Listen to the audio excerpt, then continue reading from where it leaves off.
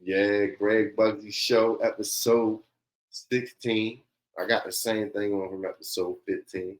We just finished recording that.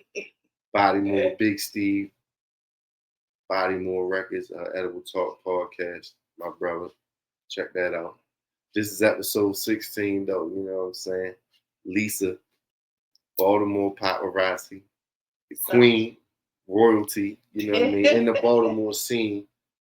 Thousands, I'm pretty sure hundreds, if not thousands of people have you photographed. Definitely thousands. It's over 1,000 at this point, respectfully, of individual souls that you have photographed, and not only photographed, edited, or whatever, made the pictures look beautiful, supplied those pictures online for free that they have went on to take and be able to not take, but be able to access that you have provided for people. You know what I'm saying?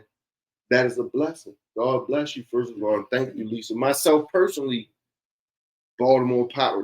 That's the thing to do. Yeah. I don't know if you know this. I mean, I'm pretty sure you know, but so your process is this: you go to the event, you photograph, and then you go home. But everybody else's process is waiting for the Baltimore Paparazzi pictures to drop. You feel me? Did you know that? Yeah, I've heard that a few times when I was the one that was taking pictures at pit fight. No, not dog fight. Rap battles. Pit fights, yeah. Pit fights battle league. Yeah. The event would be on Sunday, and everybody's waiting on Monday because then they would take my pictures and make it, and they called it Meme Monday. Okay. So then they would take my pictures and make memes out of them. And like that just makes you when people appreciate like that, when they love what you do, that makes you feel good, so you continue to do it. But when it gets to the point that you don't feel appreciated. So is that as a photographer? Yeah, I always respect it because that's a lot. You might be working the hardest that night. People come in, perform for 5, 10, 15 minutes. Well, they off the stage partying. You working the whole. Let me tell you this. So this is what I do. This is what I've done since day one, February 2008. That was my first show that I took pictures at. Started video in February. Yeah. Hard body in February 2020. So I take pictures of every person that hits the stage. The biggest to the littlest, it don't make the same from the love. First person to the last person.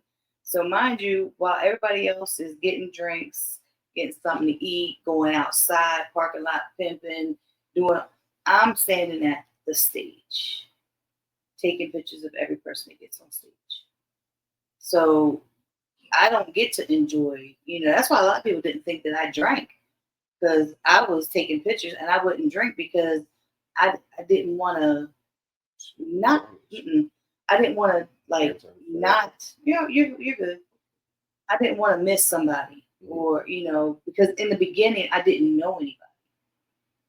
So how I'm gonna tell this story because it's in my bio. Every time where there's a bio, that's what it is. Put my hands in my pocket. You talk with my hands too much. So back in MySpace days. That's good for the video. That's good for the Patreon. Back in MySpace days, somebody reached out to me and it was like, "Yo, this is when you can only put like 3 tracks on your profile." He was like, "Take a listen to my music and let me know what you think." So I listened to it and I was like, "Yo, I'm really, I like this. I like it. It's something about it that is just like, I really do like it. I like the music. I like the lyrics. I'm a lyrics person. The beat could be hard, but if you're not spitting anything intelligent to me, then it's a beat. The beat's hard." So I reached back out to him. This was Bomb. So I became a fan of his. I started listening. I would listen to his music. Who was it? Bomb. Okay, Bomb. Okay. Yeah.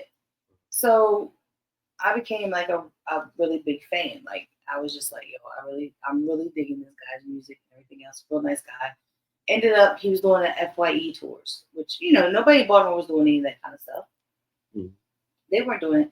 So he was doing FYE tours where he was going, they were playing his song in the store, and he was there, selling the CDs, also autographing them. Okay. So he was up, I think, security and me and my son went, and that was the first time that I actually went and seen him. And that was before my introduction into the Baltimore scene. So then Shaka has now brought back his Play It or Spray It, but back then he was on Blog Talk Radio, and he had a program called Play It or, I don't know. Shout to Shock Value Radio. Yeah, I think it was like something Spitz McMahon, and he had this segment called Play It, Spray It. And you could call in because it was Blog Talk Radio, so you could call in. So I would call in and I was, talk about whatever, Bomb song or whatever song or whatever. So nobody knew who I was. They just knew me as Bomb's fan. Like I was a fan of Bomb. I was nobody. I was just a person. And that's how I got to be introduced to all these other. Or I didn't know that there was a scene in Baltimore. My story is very similar. Go ahead, Melissa. I didn't know there was a music scene in Baltimore. I knew who Comp was. And when Comp reached out to me on MySpace, he responded back to me. I was happy because, oh my God, Comp talking to me. You know what I mean? Because to me, he was a like almost like he was an industry artist. It's a name brand, yeah. It was a handful. My story very similar. It's interesting. Right. That's why I do this, just to find out more about my people. So that's how and I knew who Willie Shalom was. I knew who Scar Aqua was because I heard them on 92. Caddy the Dawn, because his car was parked there. Well, I knew. That's why I knew. That's why I was familiar with Caddy. So the first show that I actually went to was January 2008 at the Turntable Club down on Jefferson Street. Okay. It was Sonny Brown's benefit show because Sonny Brown had gotten sick, and they were throwing a benefit show to help him pay, medical bills, get his medications, and all that kind of stuff. So I went there, and that's when everybody found out that Lisa was white. The whole time. The whole time they did not know. You white? Yeah. Lisa is real. I never. I'm biracial. We always had. That's why we always got along. White side. He's the white side of our body. But it was funny, and like I met, and like I said, through Shaka Pitts playing music and me, learning who people were, I got to know who Kay Mayfield was. And Kay Mayfield still one of my favorite artists. Ogun. I got to know, there were, I ended up meeting PX, which was Neil Norris, and I can't remember what his name was. I forget what his stage name was. Huh? Yeah. Big Steve in the background from episode 15. So Gerard, his name is Gerard, but they were doing. They really didn't even do music anymore, but they came out to do the bit. So I got to see all these people, and I got to see all these new artists to me, and that. So the next month, Shaka had a show, same place, Turntable Club, and it was when he started he had his launch party for, I can't remember. I have to go back in my files and look, but it was a launch party for the it was like a website and everything. It was like a networking thing. That was my very first show that I took pictures of. My philosophy is I was taking pictures of people so I could remember who they were. Guess what? I don't remember none of them people when I look at them pictures. None. And then I started going shout out to them. Right. Shout out to them. Don't remember who they were. Look at the pictures. Hundreds of people, thousands. So that was the onslaught of me going to shows and started going to shows with like Bomb, going out to Turntable, going to 5 Seasons, I think we went to Fletcher's one time, went to this club called Max. That was an interesting night. Yeah, so that was. We like to hear about interesting nights. Man, that was okay. So do y'all remember the White Boy Trigger? Yes. You remember White Boy Trigger? Yeah, I remember. There you go. Yeah, same dude. So First, that's the side story. Right. How Trigger get his head split? Hold on, we are jumping around too. He was online running his mouth to Bomb and all kinds of people. Shit. So we had a show. There was a show out Max. Trigger was performing too. By the time Bomb got off stage, Trigger was gone. He was out of there. Yeah. They actually had a rap battle at 5 Seasons. It was Bomb versus Trigger, and Bomb pulled out Trigger's record, like his case search. And yeah, it was hilarious. Shout out to professional battle. So, but like I've gone. So I started taking, like I said, I started taking pictures of everybody on stage because I didn't know who people were. Right. I knew my immediate circle. So, but you put everybody in the spotlight. I did, and that was before the end of the spotlight. So, and then I got people who were like, because back then, people weren't taking pictures. They were taking pictures like if you were on stage, then your people was taking the picture, right. Maybe, or video. Okay. They might be taking a picture, maybe. Right. And they was taking it with their phone. Between. Like if they had a camera, they were taking pictures with a little, one-shot camera or whatever. And this before smartphones was really crazy like that. Because I was making ringtones in 2006 and 2007 with internet geniuses over there. I'm with the right people today. So that was my onset of being introduced into the scene, and it just grew from there. Now, like I said, I give people their due. Bomb is the reason why I'm in the I was in the music scene. If anybody had a problem with me, go talk to that man because it's his fault. Shaka is the reason why I knew who people were because of his Blog Talk radio show. Shaka Pitts. Even when me and Shaka, when I had nothing to do with Shaka because we had an issue a few years back, I still gave that man his props because he was the integral part of the Baltimore Paparazzi becoming who she was. So let's fast forward to April 2009. Came in the scene 2008. April 2009, 5 seasons. Nick Soprano's birthday party. Nick Soprano. Man, so I'm bringing up some names now. So and that's the orangey peach walls. The orangey peach walls that was at 5 seasons back before he painted it and everything else. It was them ugly peachy walls. Like I don't know, it was a weird color. So I'm there taking pictures. Nick Soprano. So I catch Nick across the room. I get a picture of him. I go and I show him the picture. He's like, "Damn it, Lisa, how'd you get that?" I said, "Ha ha." He said, "You the damn paparazzi, Lisa." And I started laughing. He was like, "You the Baltimore paparazzi." And he gave me my name. That Nick Soprano for that, yo, always been a genius nigga, man. I ain't talking about guy in years. And I took it and I ran with it. And every bio that I had. This I did it. I didn't know that. Yeah, he's the one who gave me my name, and that's what I ran with. So up until when was the last time? I just took some pictures at a show. I think the last time was. I'm trying to remember. LeVar Hayes had me come out to one of his shows. I was supposed to go out to his last 2 shows, but one got changed to DC, and the other one I've completely spaced on. But so what, like, was you always in love with photography? Yeah. From an early age, or what take us through that journey? Like, when did you first discover the camera? I don't even remember. I just remember I was always taking pictures. Like when I got a camera, I was always taking pictures of everything, taking pictures of me and my friends. Probably in, I don't know, maybe middle school, high school, probably more high school. So I was always taking pictures. And of course, that's 35 millimeter film that you had to go take somewhere to get it developed. And you didn't know if the picture came out blurry or not. Like you was taking a chance. But and then I don't know about those days, yo. To get film developed. Yes. That was. I still have a roll of film right now that I need to get developed. I don't even know what's on it, where it came from, nothing. I wonder where do they? Oh yeah, you can still get it done. You gotta mail it off. Right, I think so. Because I don't think you used to be able to take it to CVS or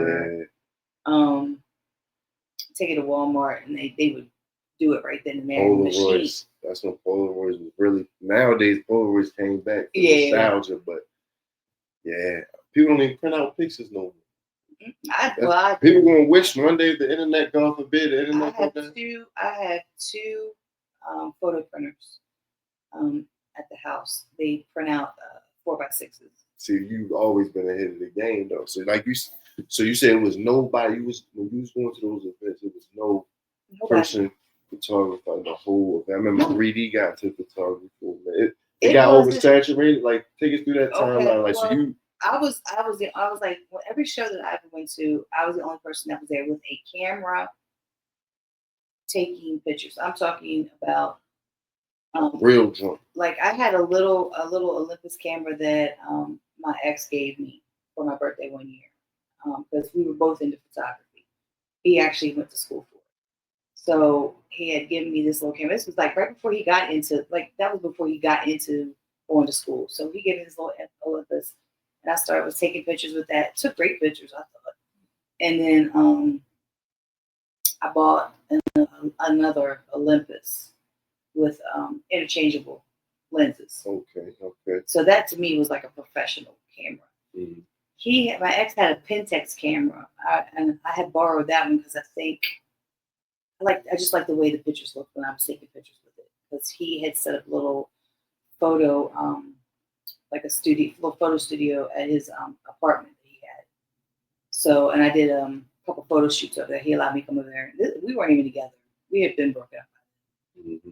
So I used this Pentax camera. That was I know exactly where I used that one. That was at Black Hole Club. That was a.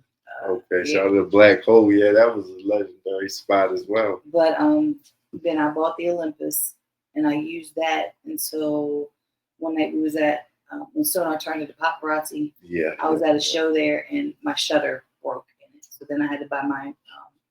I bought a Canon from 3D Canon camera because I needed it for the next night because I had another event.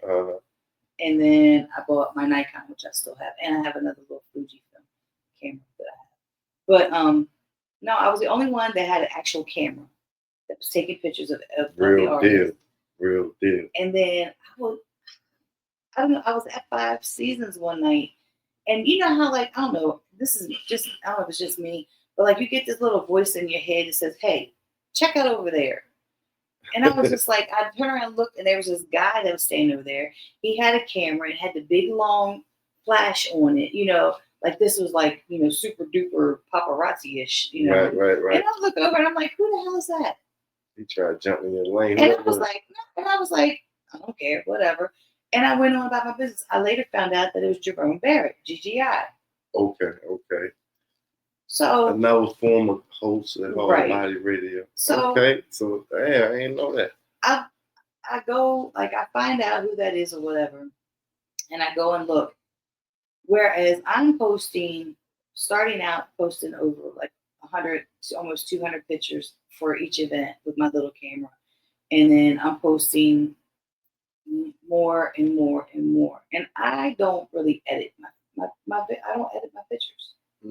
I very rarely edit any pictures. That's what I was going to ask you. Like, when did you get to the stage of posting them and putting a watermark on there? Like that was. I started putting the watermarks on there because people were stealing the pictures and not giving me my credit. Okay, now we get into it. You feel me? So I found out. They put it on their MySpace and all that at that time. Well, by that time, I think it was Facebook. Okay. A lot of people had migrated over. Gotcha.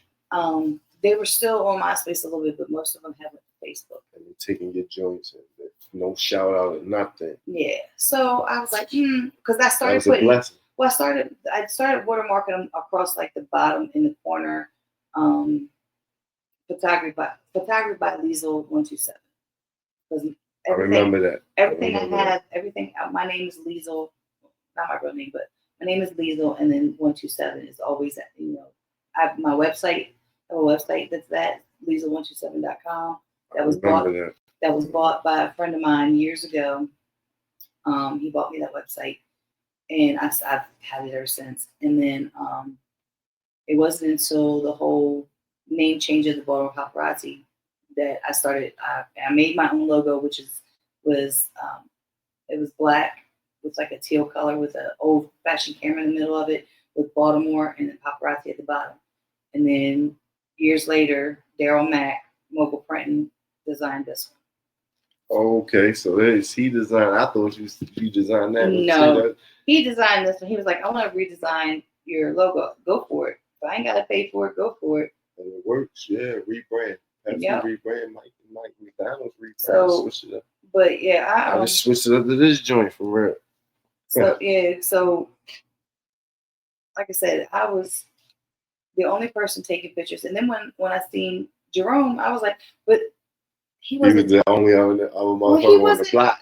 Well, you know what I'm saying is like what he does, what he was doing, and what I was doing is two totally different things. We're taking pictures at the same event, but I'm posting every picture I take. He was posting only like one or two pictures of the people that he was taking pictures of. Key one. So he could have took 20 pictures, but he's only going to post 2. Mm-hmm. And then as it came, more and more and more people were all of a sudden now there's all these photographers. They're all taking all these pictures. Who was the other one? Was that partner? Let's go through it real fast. Well, one is Latrice, who is Sweet Face Pics. I remember her. She's still around, but she don't not taking pictures. She do painting and stuff now. Yeah, but I think she still does pictures when Belly does events. Okay. I think she's still doing them. Okay. But she came about. She popped up and shit. Yeah. And her and I, the funniest thing is her and I could be standing there side by side, take the exact same picture, and it'll look like two totally different things. It's an art to it. What is it like? You know what I mean? It's all in like the angle that you take the picture of, the lighting of the picture, everything. So, but as far as anybody else, I don't know because I didn't pay attention. Right. It was mad people that 3D got into it. I was flooded. But I was doing what I was doing, and they weren't doing what I was doing. It was never a competition. No, it wasn't. Never. Your angles was ill.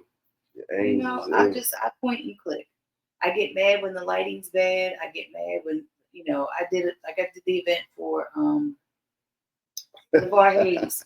There was no stage lights. The ass there was no lights on the stage. It's at this bar that's also got pool tables and stuff, and it had this big ass stage.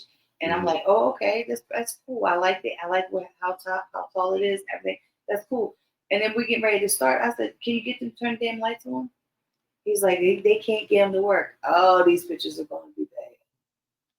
They're going to be bad because I don't like using my flash. Right. I like using the lighting that's there. And then I have a 50 millimeter lens, which it's a set lens. It doesn't zoom in and zoom out. It's just a set lens, but it's great in low light. Okay. So I remember my first one. It was Skip was doing performance down in Sonar. Skip, that's when everybody had them little fake chains, them little fake styrofoam chains. Oh my God! Oh my God! They had the city on lock. Them little joints. Skip had one. Yeah. But you had me. I was just on stage. I wasn't even his hype man. I was the third person. I was like Skip as the D Bruno, and it was me. I'm like this. You feel me? I had on the Arizona Sun Devil shit. I remember that shit like it's yesterday. I remember the feeling though, like, oh shit, I'm on Baltimore Paparazzi. Like it was a thing. Like it really was like if you just dropped the magazine back then or whatever. It was its own thing. Yeah. It was its own. It had its own DNA. You feel me? It still does, but it was, at that time. I'm just telling you from outside looking in. It was something like I was at Turntable Club. I forget what the event was. It might have been Shaka's birthday or something. Because I was wearing a dress, and I never. I was trying to be cute, and I was wearing a dress, and Ty Hill. Call his Face Up podcast every Saturday, 4 p.m. Eastern Time on WRRadio.com. He was Ty Gutter. That's his whole name. He was Ty Gutter, and he will always be Ty Gutter to me. But he was Ty Gutter came looking for me because he said, I need to get a picture with the Baltimore Paparazzi. He came. That's when I knew people came looking for me to get a picture with me. You know what I mean? So I do this for Antoine Grant. Antoine Grant tells this story. He told me this story, and he tells it all the time. We remember.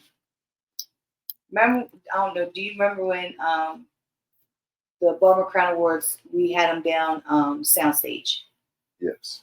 So we had them down soundstage. So I'm down there. I'm sitting in the front because I want to be at the front so I can take pictures because I'm taking pictures at the event. Right. So I'm up front and everybody's coming up and they're giving me hugs, saying hi to me and everything else. Antoine Grant said he's seen this. he was like, I need to know who that white lady is that everybody's going up to. And that's when he saw that's when he started asking who is that? Because everybody is going to her. Everybody is giving her hug. Everybody is acknowledging her. Who is that? And that's when he found out who I was. And that's why I said, like, I don't think that I'm anybody special. I mean, I know what I've contributed. The humbleness. I know what I've contributed. Both of you guys, that's a great thing. I wish I had that. A lot of people, there's a lot of people that don't realize that I'm not just a Baltimore Paparazzi photographer. I had a mixtape series, which we talked about off air. In the Spotlight, Audio Mac, right? Yeah, it's on Audio Mac, Baltimore Paparazzi. There's 4 volumes. I had the In the Spotlight with the Baltimore Paparazzi showcase. The shows. Yes, I remember the showcase. Down to 5 seasons. I remember the showcase. How was that? Cause everything. Was that your first time, like throwing your own joint? Yeah. I remember the that was we all in the same class. Like we grew up a little bit. What I wanted to do was I wanted to give everybody a chance. If you ask, that's on you. I want everybody to get a chance to touch that stage. To me, 5 seasons was like it was the Mecca. It was the Mecca of Baltimore hip hop. Sonar was the underground, the grittiness. I loved Sonars. It was like levels, you know what I mean? Like 5 seasons, and then you go to Sonar. So you know what I mean? I started throwing shows, and I want anybody that wanted to touch that stage. Hey, here's 15 tickets. You keep half the money. You give me half the money. You keep the other half.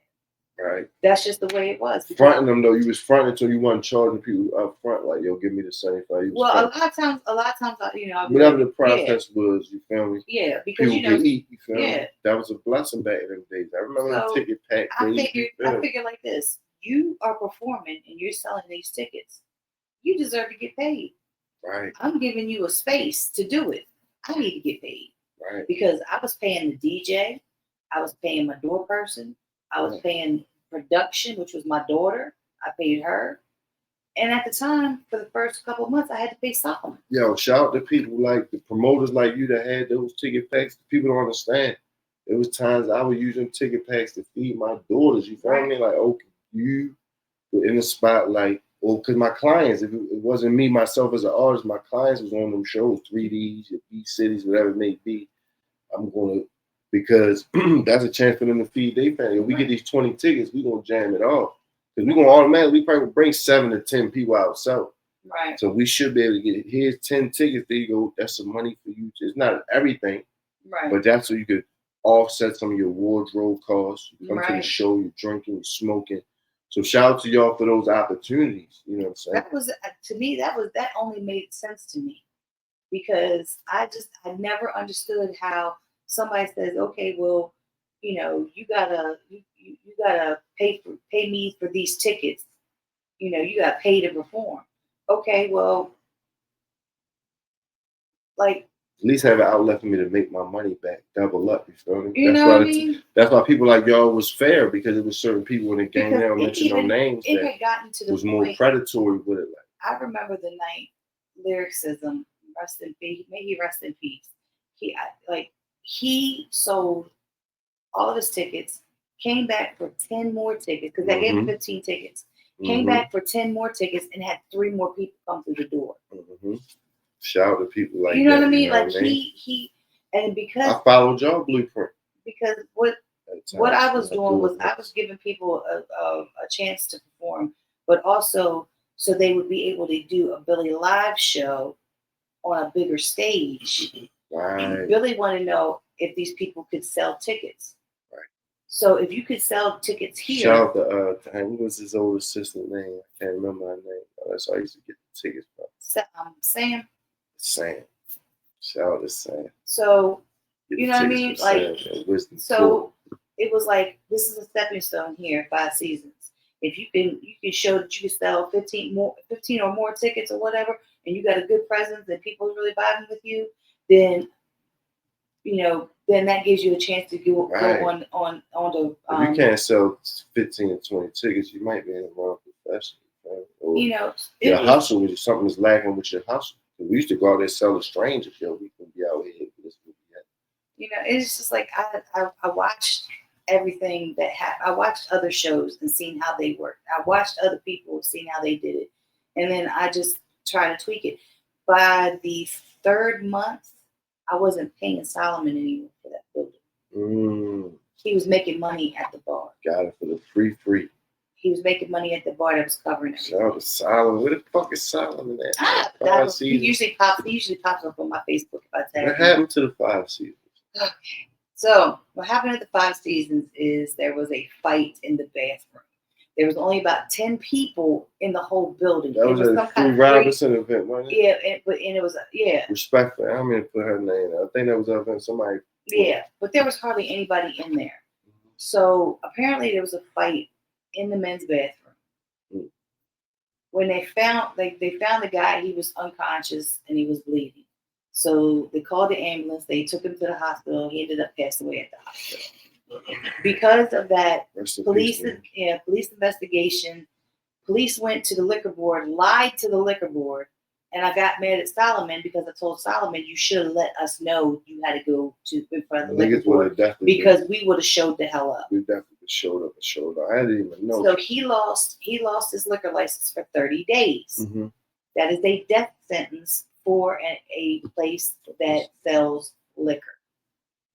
Because we were trying to get people to book him for day parties and stuff like that. Bar mitzvahs or whatever we could have got. Trying to do that, but because he didn't sell alcohol, people didn't want, you know what I mean? Yeah, it's tough. So then when the 30 days was over, he was trying to recoup and he just couldn't. And then he didn't own that spot. He was leasing the space. Gotcha. And then basically they just, they got him out. He was that's what we need. He was talking about opening up another spot. Like it was like a year or so afterwards, but I don't know, but nothing happened. But look at all the spots all the hip hop events that we held, they're gone. There's no place. What is the next spot? Because I was out the loop for a minute. My PA. I appreciate y'all. I live right in the damn city and don't know. I know. I heard of some spots. I can tell you like the 8x10. Well, that one's gone. It's going away. Zend West, which is right on York Road. I've been seeing that. York Road and Belvedere. No, I used to live right up the street. But I keep forgetting about like shows and stuff. I'm working like La Familia. I've never even been there. Never done a job. I don't even know if anybody's doing anything there. I don't know because I've been thinking about getting back. I discussed it with you earlier. I've been thinking about. I just want to do almost invite only. The outside, like we just put together like a reunion.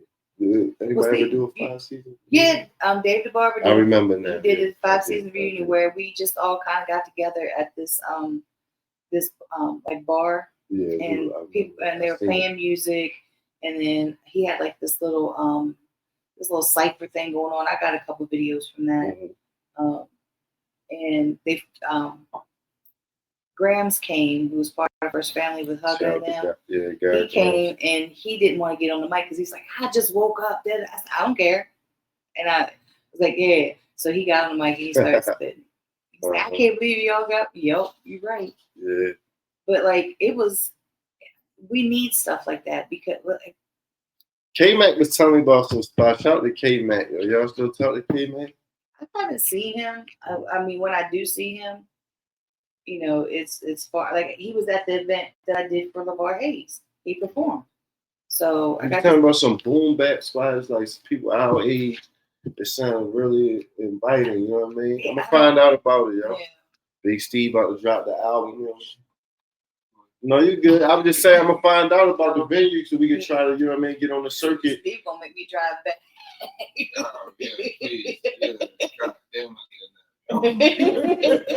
Big Steve, we just did an hour and a half joint. Lisa in the building. I ain't gonna hold y'all too long. Like I said, we can always catch up, but Lisa Baltimore Paparazzi, I got tons of questions. You know what I'm saying? I still got a few, but I ain't gonna be long-winded though. I'm gonna breeze through. Oh, and my radio show. I did that too. Yes, that's where we was at. So we was talking about the events you threw in the spotlight, and then you did that metamorphosis. So, you know what I mean? It took me 5 years to do my show. Okay. Skipper, it was like, you want to do a show? And I was like, yeah, but let me figure this all out. Let me do this. Skipper was the very first person that ever asked me about hosting my own radio show. Right. So Skipper gave me my first radio show. It took me 5 years to get. I called him though. That was just I had an idea. So that's when we were down Maryland Avenue at that spot. I love that spot.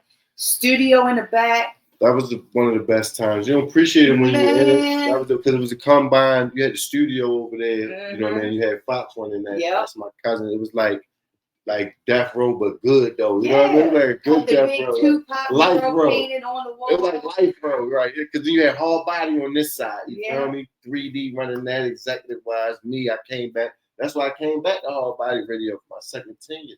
Yep. You was in the building, yeah. So we was in the little room at first, mm-hmm. and then 3D put it in the big room where the office was supposed to be or whatever. Yeah. So we were in there, and that was my idea too. Man, that was a great idea because at one time I had so many guests at one time.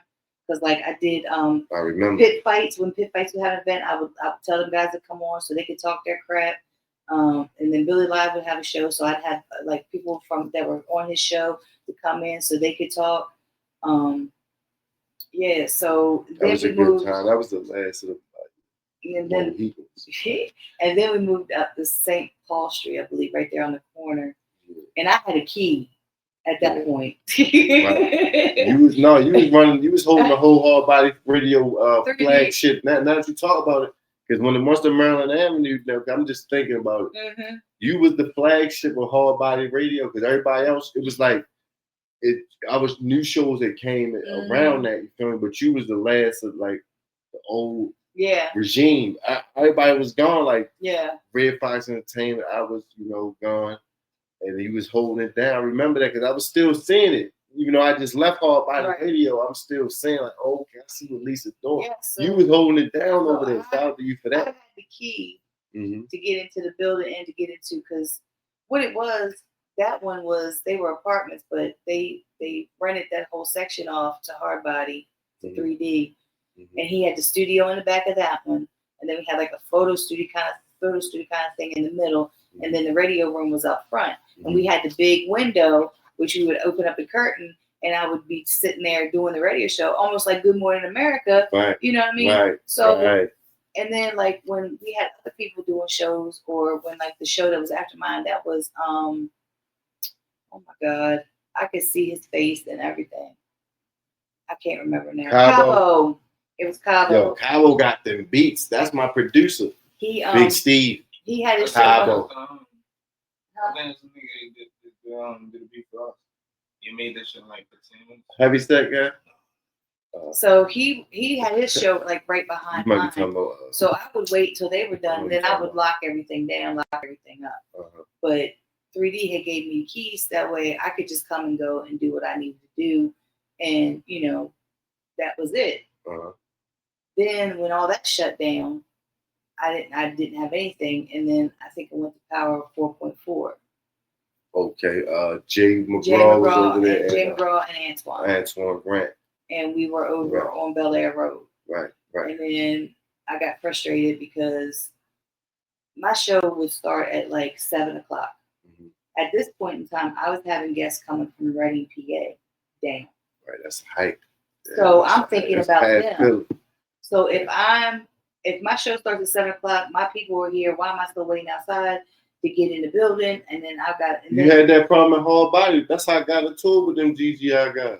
Yeah. I got into it with them. You feel me? Because remember that. You feel me? Because I came in there and they was playing. You had guests waiting that day. Yeah. You feel me? And but like it was just it was like I'm paying at this point. I was paying money. Unprofessionalism. So and then whatever they had going on behind the scenes, I don't know. It's not my fault. So and Jay's apologized to me. He because I had that conversation with him because I have anxiety real bad. So if things aren't going on like how I need them to go, you spazzing up there Hard Body Radio. I could see him when I came out. Remember, you was sitting on the studio. He was on the studio side. I came in there like the office or whatever the case is, And I'm like, oh, what's wrong, Lisa? He's like, oh, they still in. They like they lollygag and milling around. You feel me? Like this shit supposed to start, let's say 5 or whatever it was. I think 6. it was. Could have been whatever time it was. You feel me? I think it was 6 to 8. Right, but we gave them because they supposed to, but it was a 5-minute grace period. Right. You feel me?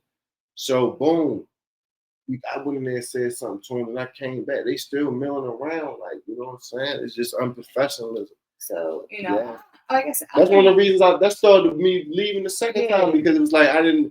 And then one of the guys from that show, he was sexually harassing people.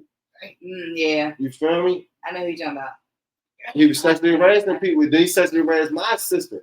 That's when it went. First of all, I brought it to 3D Death. 3D was the CEO. I had left, and I came back. Skip, when I was there the first time, Skip was the CEO. I was the president. Right. 3D came underneath of me. Right, man. That was my client, my artist. 3D.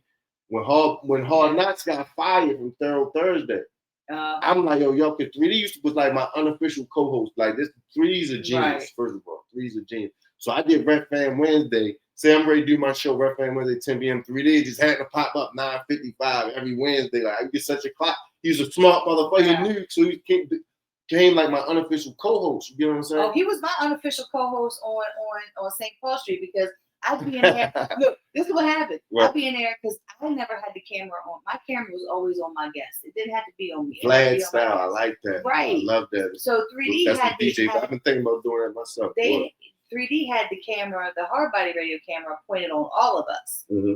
So I'm sitting there and 3D would come in and he start talking. I'd be like, I'm in the middle of, what are you doing? So he started talking. You know how 3D is. Right. He started talking. I said, oh, I didn't know I had a co-host now.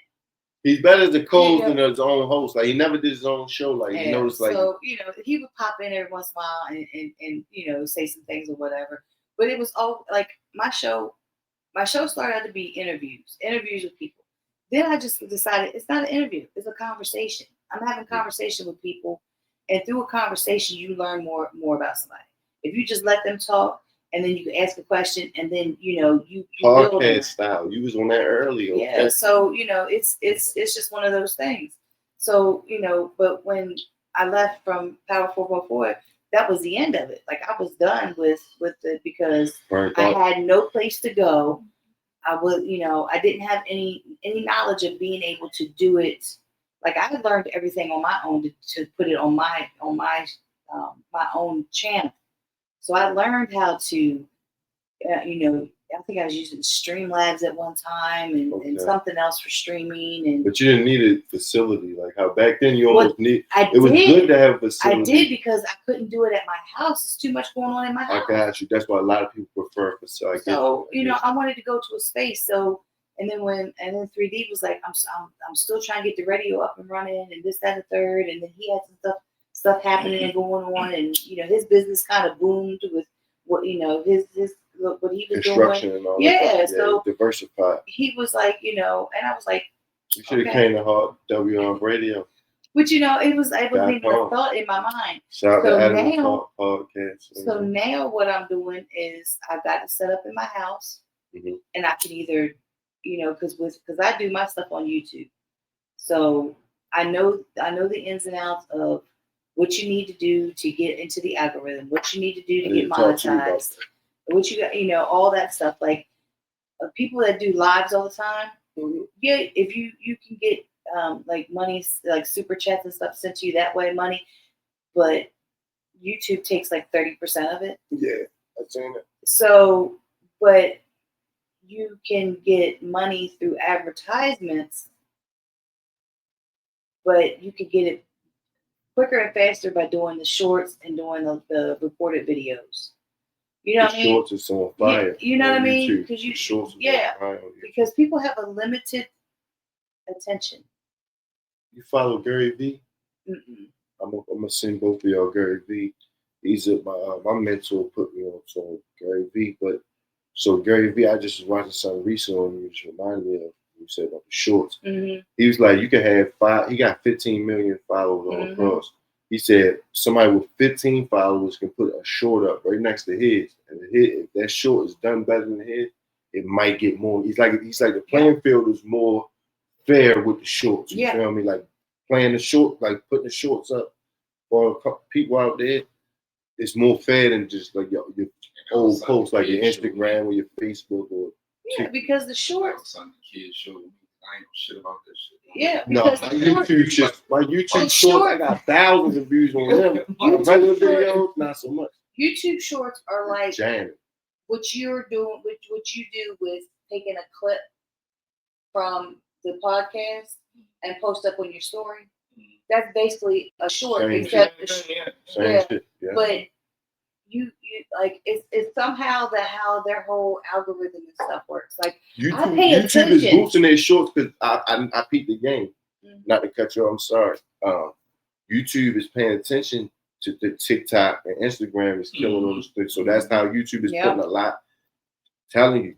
Because I watch YouTube shorts. Because I watch a lot of different YouTube creators and stuff. Okay. And a lot of times they'll give you those tidbits. Like they'll just say it here. Mm-hmm. This is what you need to do.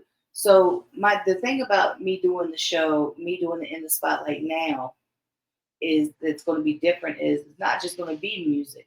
Because before it was geared nothing towards. It was music, rap battlers. Mm-hmm. You know, it was basically that. I had a friend of mine. She came on one time because she at that time she was booking. She was a manager for exotic dancers, male and female. Okay. So business-wise, that's why I had her on there because of her business mind and things. So, but mostly everything's been geared towards music because that's the genre I'm in. But this time around, it's going to be a mixture of not only the music side, it's going to be because, like I said, the true crime because I've been watching a lot of court I cannot wait for that. Because I have a background in criminal justice. I studied under police officers. I studied under state attorneys in Maryland, state's attorney in Maryland. And she was my advisor too, and lawyers. I like different lawyers, constitutional lawyers, like all of that. So I can't wait for that. What's the name of it? It's still gonna be in the spotlight or in the probably? Spotlight I don't know. It's probably I don't know really. Baltimore Paparazzi and in the spotlight. I touched on it when I was doing the show with Taz Spitter. We had intricate thoughts with Taz and Lisa, and I was touching on the Karen Reed case, the Aiden Carney case, which is Turtle Boy. I want to talk to you about this. I'm interested in being involved. The case that I'm doing. Oh, it was another case. It was the Sandra Birchmore case, which is up in Massachusetts as well. Which it's crazy. Is that the one? Hold on, Sandra Birchmore. Is that the one where she killed her husband with a cop? No, this Sandra Birchmore is the one that she was groomed by 3 police officers from the age of 13. Jeez. And she was pregnant. She's 23. And nobody had heard or seen from her. And they went to her apartment and she was hanging by the door handle of her closet. I was going to say, did you ever watch The Wire? Did you watch Wire? D'Angelo, how they killed D'Angelo? They hung him from the door handle? Yeah. Same thing. So she didn't do it to herself. Right. And she was pregnant and happy about the baby. So you did a full episode on that? No, I haven't done anything on that. Listen, I'm trying, I love the true crime shit. Anybody suspect that shit is a big genre in podcast. They got footage of the police officer that she said that she was pregnant by, and I don't know if he's got a twin. Yeah, he's the one that's got a twin brother, and it was those two and another guy that groomed her from the age of 13. Crazy. And you see him coming into the apartment. He has one of those masks on, from the hospital, and then you see him so many minutes later, whatever, leaving out. Nobody else is seen coming in or out of her apartment. Should open and shut. What's the problem? So, but apparently they came out and said that they did a DNA test on the baby and it wasn't his. But he must have thought it was his.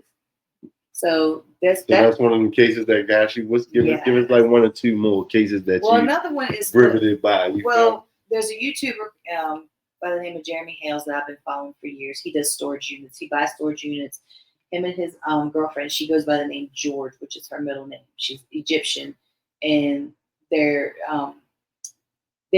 give all the children the middle name of the father's first name.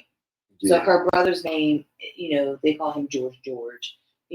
So they all have the father's first name. So her name she goes by George because she hates her first name. I guess. I don't know. Mm-hmm. So they go to storage units, they buy abandoned storage units, and then they resell what they can resell.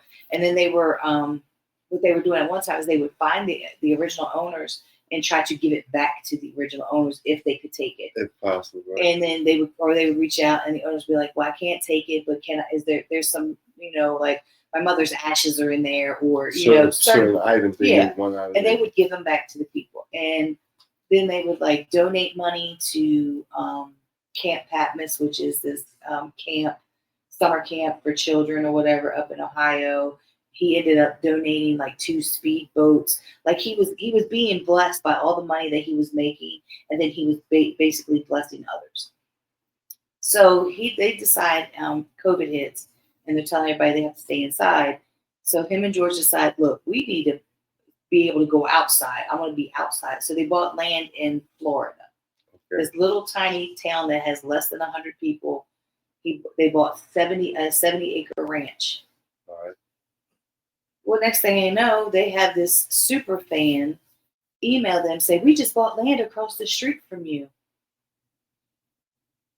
Yes. So her and her ex-husband that they live together, she's done adopted this baby, this little child.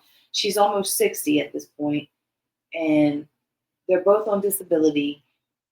Jeremy is like, he's just a helpful person. He's religious, but he doesn't shove it down your throat. So she reaches out to him and goes, can you bring your tractor over here to move this tree and this, that? So he goes and does it and everything. Come to find out, they didn't even own the property. Crazy.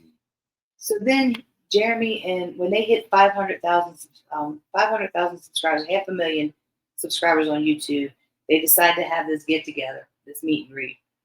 You paid $50. You reserved your place, paid $50, and it was called Half Meal Time to Grow. She wanted to know if she could come and bring her tortoises because she had this tortoise rescue, and he was like, you know what, fine. Because by this time she's already like, I wish I could get rid of John. He's abusive. He's this, he's that. All these bad things. Mm-hmm. Basically setting it up to give this sob story about how money is all about money. Mm-hmm.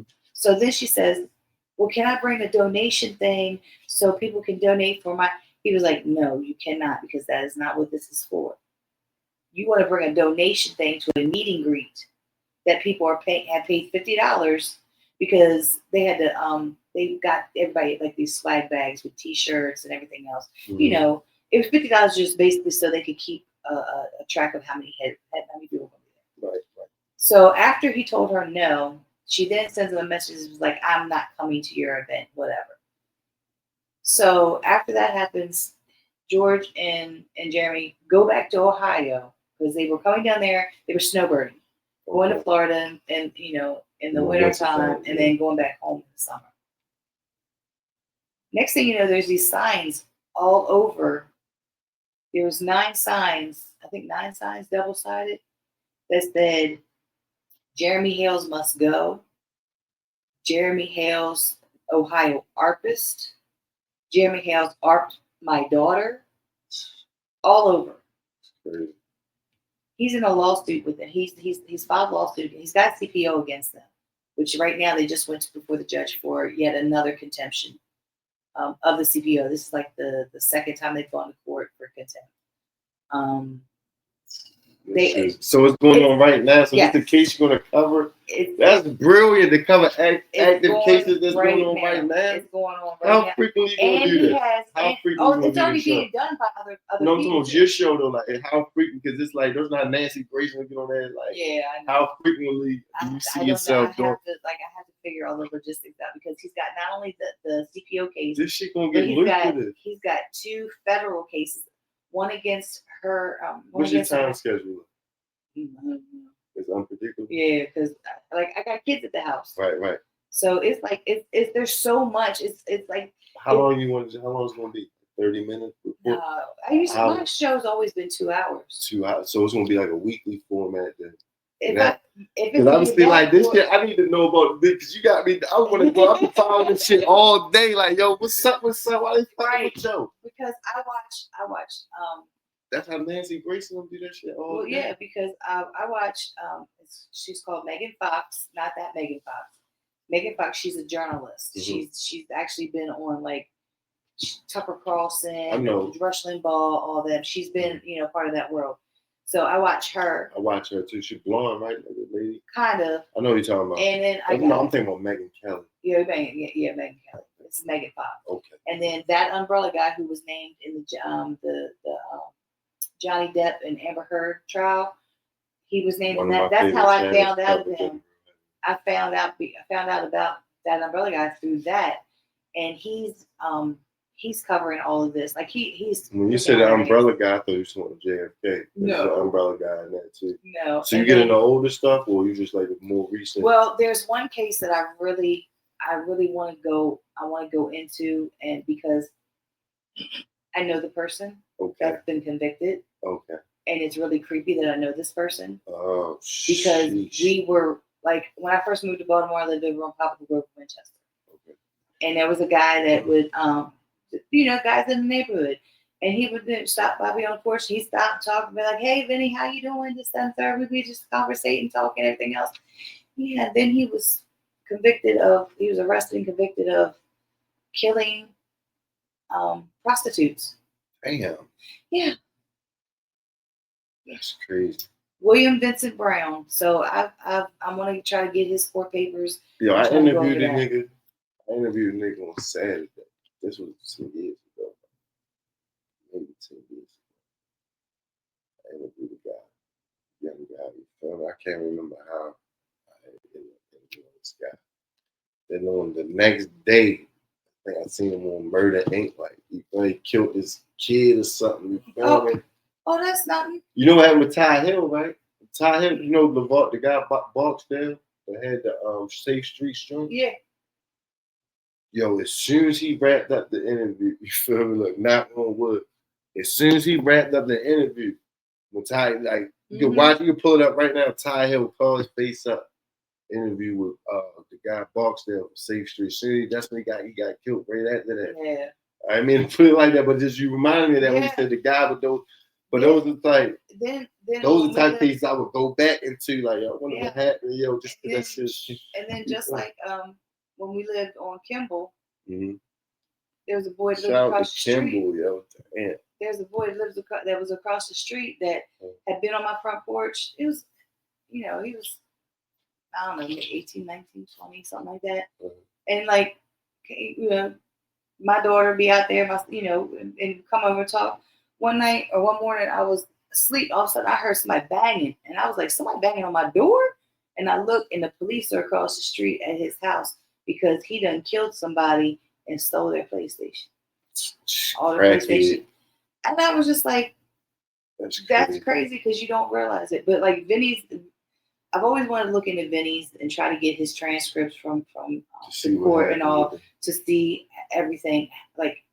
Everything. Prostitutes. He was killed multiple serial killer types. Yeah. That's an interesting joint. Did you hear about the guy? Even though there's a lot of episodes about this, I still want to, because it's local to us. Did you hear about the guy that was in like the Baltimore area?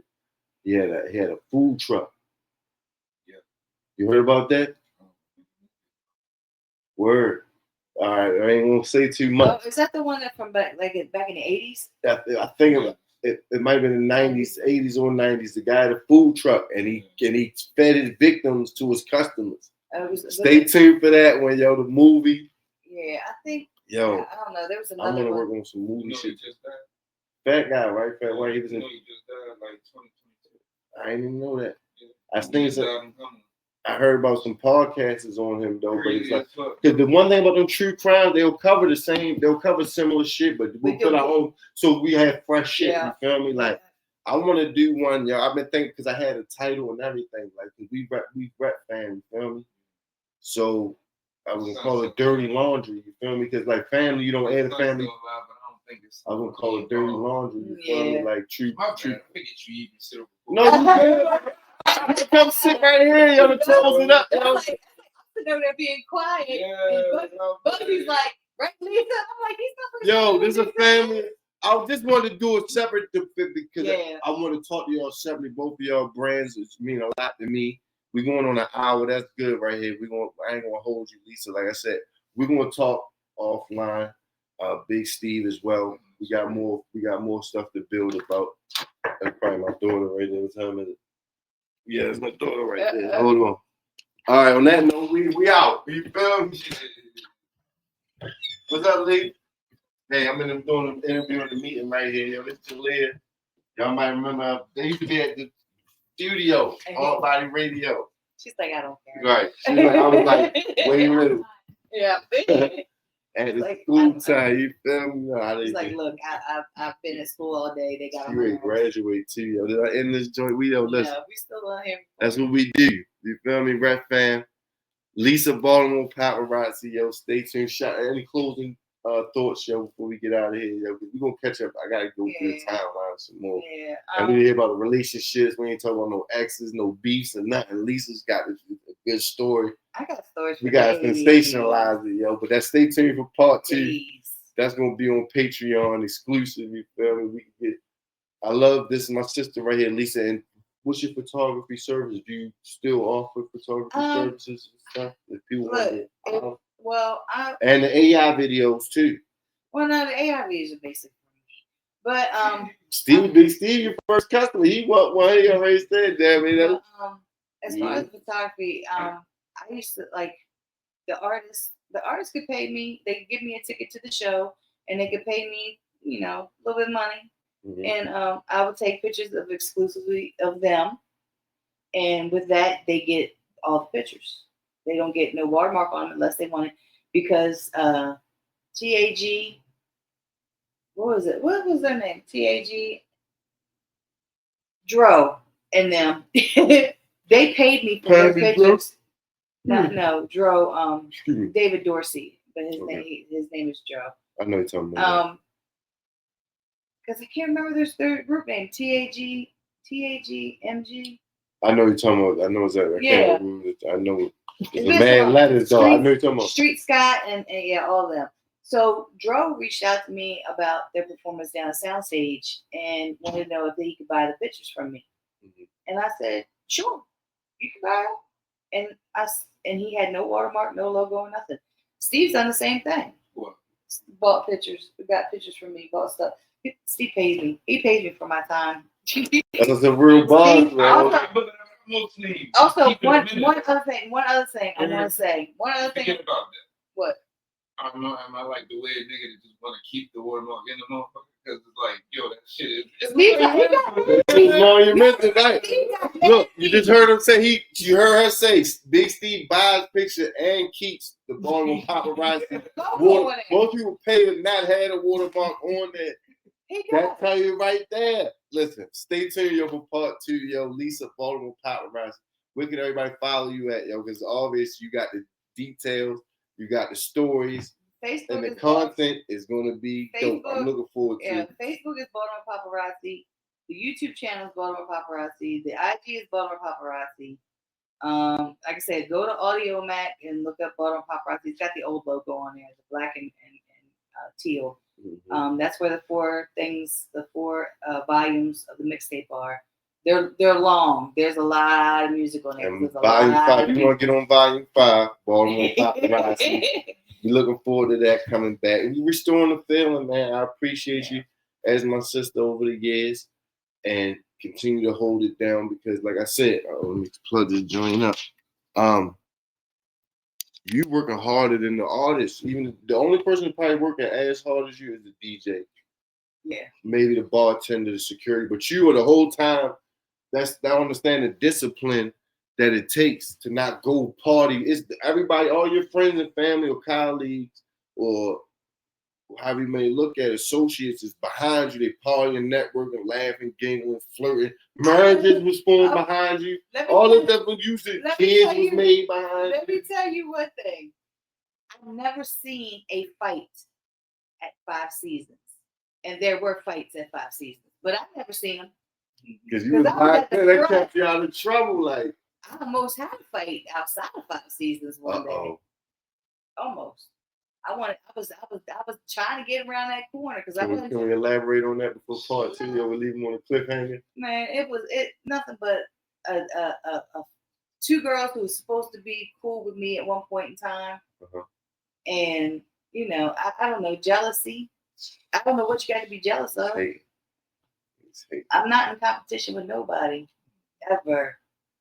Yo, stay tuned, yo, for part two. We're gonna figure out who those two chicks was that used to be with Lisa. You feel me? We out of here, yo. I love you, Lisa, yo. Always hold it down. Gone. That was good right there. We got a nice hour and 5 minutes. That joint.